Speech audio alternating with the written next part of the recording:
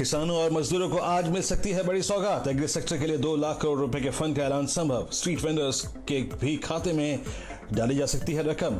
आवास की बड़ी एक्सक्लूसिव खबर शाम 4 बजे वित्त मंत्री की प्रेस कॉन्फ्रेंस।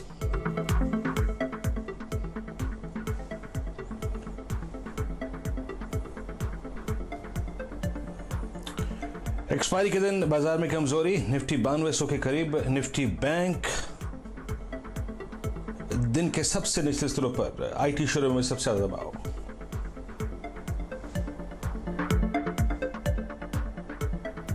सरकार ने 75,000 करोड़ रुपए की राहत मिलने से एनबीएफसी शेयरों में अच्छी रौनक। 3% तक दौड़े इक्विटास और बजाज फाइनेंस।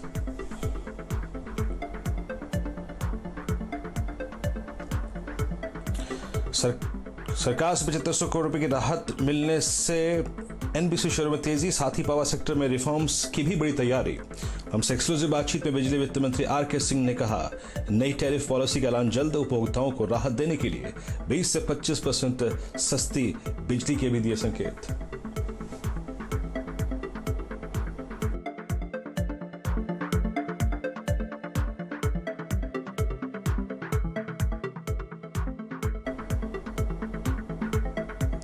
और ट्रांसपोर्ट मंत्री नितिन गडकरी ने रोड और हाईवे सेक्टर में एफडीआई बढ़ाने की जताई उम्मीद। सीएनबीसी आवास से एक्सक्लूसिव बातचीत में कहा, अगले 2 साल में 15 लाख करोड़ रुपए के रोडवे का टारगेट।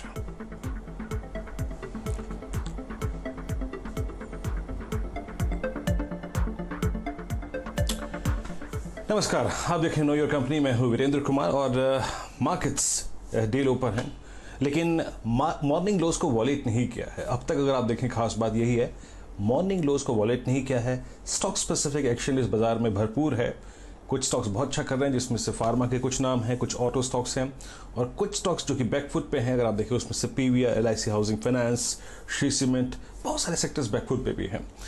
लेकिन याद रखिए, आज की थीम थी रेंज बाउंड मार्केट, जो कि मार्केट अब तक है। शुरुआती स्लिप के बाद क्रिटिकल लेवल्स को होल्ड किया, जैसे कि 9200 को निफ्टी ने, जैसे कि 19,000 को निफ्टी बैंक ने, और ऊपर की तरफ भी अगर आप देखें 9280 नहीं काटा, और नीचे की तरफ 9200 नहीं काटा। और same is the case with Nifty bank, ऊपर की तरफ 19,400 नहीं कटा, नीचे 19,100 नहीं कटा। लेकिन याद रखिए, आज की थीम थोड़ा सा एग्री स्टॉक्स है, और जो सीएनबीसी आवास की एक्सक्लूसिव खबर है और जो कुछ देर पहले क्रैक की गई थी, और वो ये थी कि एग्री सेक्टर को आज शाम को अगर आप देखें बहुत बड़ी राहत दी जा सकती है। और एग्री सेक्टर को जो मिलने वाला आवंटन है, वो जो जो राहत पैकेज का जो क्रम चल रहा है, उसमें 2 लाख करोड़ रुपए के फंड का ऐलान संभव है। और याद रखिए, स्ट्रीट वेंडर्स को उसमें सीधे अगर आप देखें उनके खातों में रकम दी जा सकती है। तो बहुत कुछ है, याद रखिएगा। आखिरी के 1-2 घंटों में 20 स्टॉक स्पेसिफिक अगर आप रहेंगे तो शायद पैसा कमा के निकलेंगे। अब आते हैं, थोड़ा टेक चेक लेते हैं। श्री प्रकाश गाबा हमारे साथ मौजूद हैं इस वक्त बातचीत करने के लिए। प्रकाश जी, गुड आफ्टरनून कार्यक्रम में स्वागत है।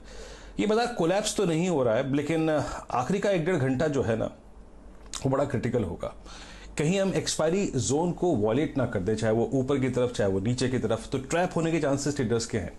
आपको लगता क्या है, क्या चैनल रहेगी जिसमें हम ट्रेड करेंगे? well, मुझे लगता है कि अब तक तो मार्केट वीक है, स्ट्रेंथ नहीं है।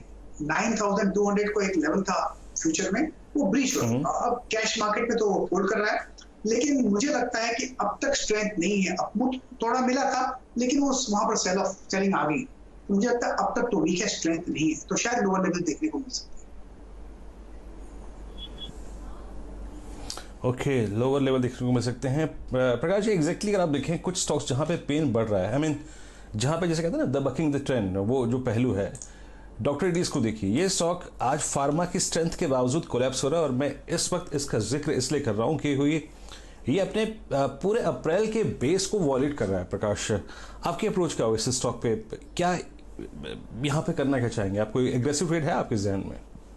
बेच देना चाहिए, सिंपल है। इतना अच्छा आपको मिला है, 2,500 से करीब 4,000 के करीब चला गया, वो भी पार कर गया। उसके अपर रीजन्स पे थोड़ा सेलिंग आया, यहाँ पर ले आना मुझे लगता है आपको थोड़ा डिफिकल्ट है, तो शायद ये बेच दे तो अच्छा रहेगा।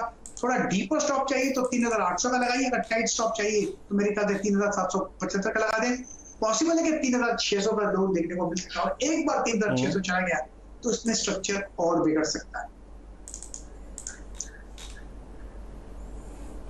कुछ भारी स्टॉक्स को देखते हैं। एमआरएफ 58,295 ये भी स्टॉक अगर आप देखें डीलों पर है। आईसीआईसीआई प्रू, अभी कुछ देर पहले हर्षदा भी जिक्र कर रही थी कि स्लिप हो रहा है। आईसीआईसीआई प्रू एक क्रिटिकल ब्रेकडाउन की तरफ बढ़ रहा है। याद रखिए पिछले अगर आप देखें कुछ मिनटों में, स्पेशली करीब 20 मिनटों में ये काफ़ी बुरी तरीके से नीचे आया, 384.40 डे लो। बात यह है कि ये अपने बेस को वॉलेट कर रहा है। आज 10 डेमा, आज 50 डेमा, आज 20 डेमा, सबके नीचे स्लिप हो रहा है। प्रकाश, ये जो हम शॉर्टिंग के कैंडिडेट्स की बात कर रहे हैं जिनमें पेन बढ़ रहा है, उसमें आप आईसीआईसीआई प्रू को कहाँ प्लेस करेंगे इस वक्त? शॉर्टिंग कैंडिडेट मेरे ख्याल से जो बहुत अच्छा अपमूव मिला था 200 के करीब 420 चला, का लगभग डबल हो गया। अब अपमूव मिला तो था, उसके बाद थोड़ा टर्न आ रहा है, लगता है कि शायद एक एग्जॉशन है। पॉसिबल है कि 370 का जोन भी लोअर लेवल पे देखने को मिल सकता है। स्टॉप लगाइए 395 का, मुझे लगता है शॉर्टिंग साइड में ये मुनाफा देगा।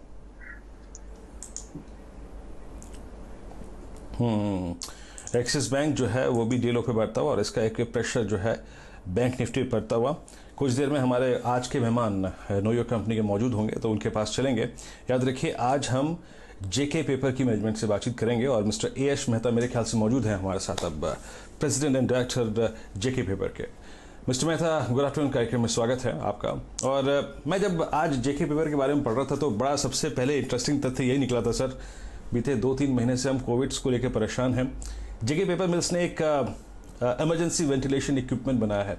इसके बारे में थोड़ा देर में बात करूंगा, मैं आपसे ज़रूर पूछूंगा इसके बारे में, आपके और प्लान्स क्या हैं और कैसे ये इक्विपमेंट डेवलप किया आपने। लेकिन अभी हालिया घटना ये है सर कि आपका जो गुजरात का प्लांट है आपको वो शट करना पड़ा। एग्जैक्टली इसका कारण बताएंगे आपके, ये गुजरात का प्लांट आपने शट क्यों किया? क्या वहाँ पर स्थिति ऐसी थी जिसके चलते ये प्लांट चलाना संभव नहीं था, या फिर आपको लग रहा है कि लोकल डिमांड काफ़ी कम है इसके चलते ये प्लांट शट किया आपने? देखिए, जहां तक लोकल कंडीशन की बात है या और कोई रीजन जिससे प्लांट बंद करना होता है, तो ऐसा कोई कारण वहां नहीं है। तापी डिस्ट्रिक्ट में कोई कोविड का केस भी नहीं है। हमारे यहाँ वर्कर्स की अवेलेबिलिटी का भी कोई इशू नहीं है।